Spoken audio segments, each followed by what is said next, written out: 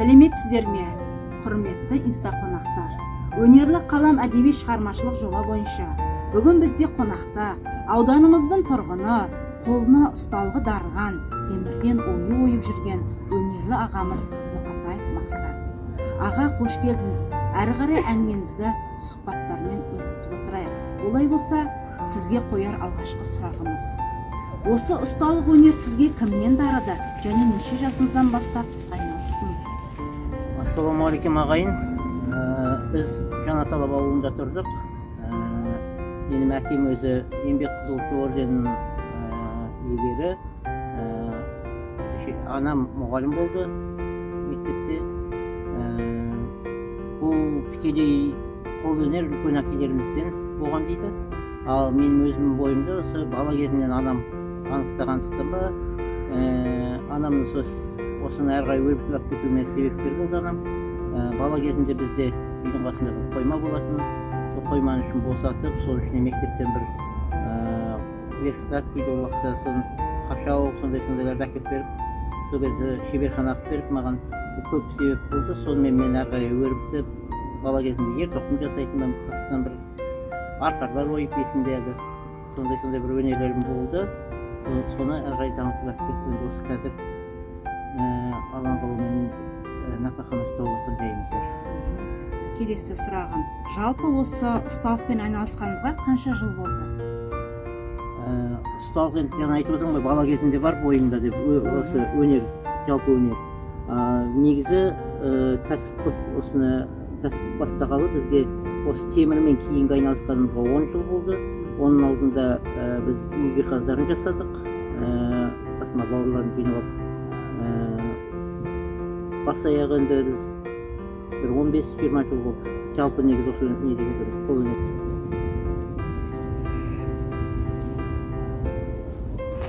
Әке көрген оқ-жанар демекші, әке жолын қуған, яғни өзіңіздің ізіңізді басып келе жатқан ұлдарыңыз бар ма? Аллаға шүкір, менің үш ұлым бар.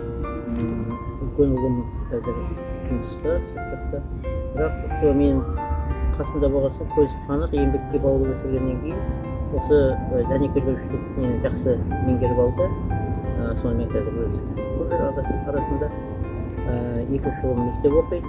Енді сол 2 жыл бейімдеу болады, осы ісімді жалғастырып кетеді деп ойлаймын, Алла қаласа. Және де сіздің шәкірттеріңіз бар ма осы салада? Шәкірттер осы салада бар. Абдуллаев Аллажар деген баба бізде неше жыл жұмыс істеді. Осы дәнекерлеушілікке қызығып, кейіннен Астанаға барып оқыды. Осы дәнекерлеушіліктің содан бізге практика уақытында келіп жүрді. Міне биыл қызыл дипломмен бітіріп, үлкен жоғарғысына түсті қазір. Сол осы өнер жақсы меңгеріп, сонымен қазір оқып отыр. Келесі біздің айдарымыз Мақсат Мұқатаевтың істеген жұмыстарынан фотосуреттерді тамашалайық.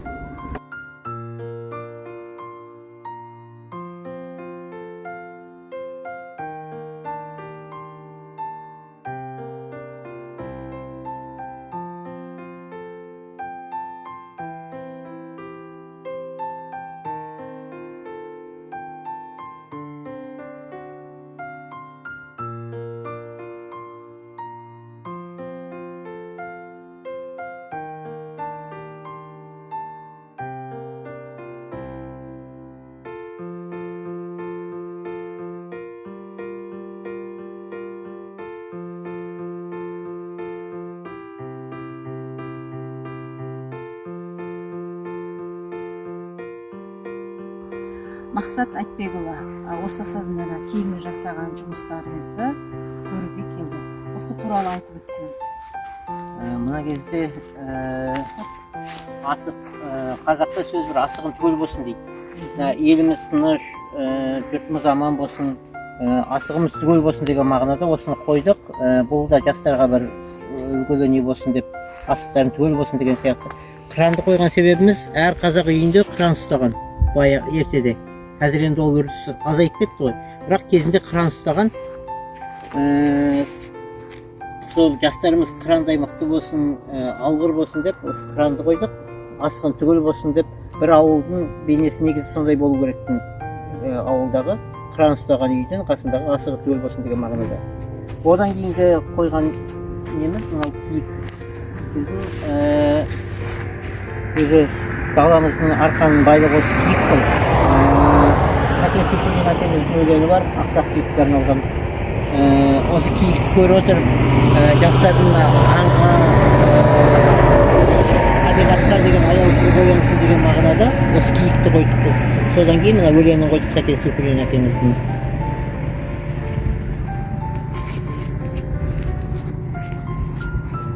Сезімбек ағамыздың 80 жылдығына байланысты бұл кісіні де еске ала өтейік деген оймен Ақселеу Сезімбектің әні дейді. Мына дүние деген өлеңге осыны қойып кетуді жөн көрдік. Жастарымызға кішкене үлгі болсын, үлгі тұтып жүрсін осы кісілер деген мағынада. Ал мына бұған қайыр жерімізді ата-бабаларымыз найзаның күшімен, білектің күшімен қорғап алды деп жатамыз. Сондықтан жастарға бір естелік болсын, үлгі болсын, өнеге болсын деп мына жерге найзадай өткір болсын, садақтың жебесіндей ұшқыр болсын деп жауынан қалқанның несімен қорғанатындай күші болсын деген оймен осы экспонатты қойдық.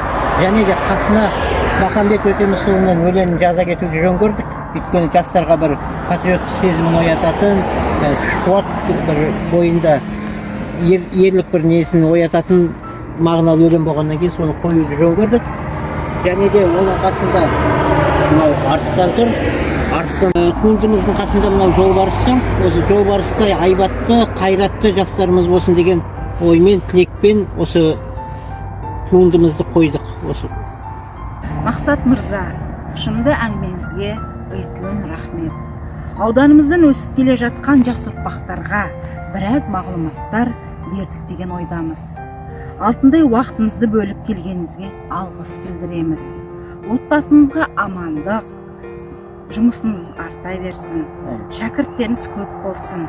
Құрметті инста достар, келесі кездескенше сау саламатты болайық.